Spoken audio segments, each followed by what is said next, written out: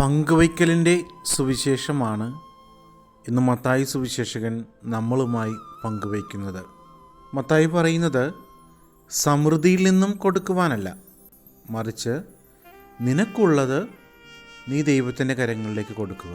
അത് സന്തോഷമാകട്ടെ, സങ്കടമാകട്ടെ, നിൻ്റെ ദാരിദ്ര്യമാകട്ടെ, നിൻ്റെ സമ്പാദ്യമാകട്ടെ, എന്തുമാകട്ടെ, അത് ഈശോയ്ക്ക് സന്തോഷത്തോടു കൂടി കൊടുക്കുക, പങ്കുവയ്ക്കുക.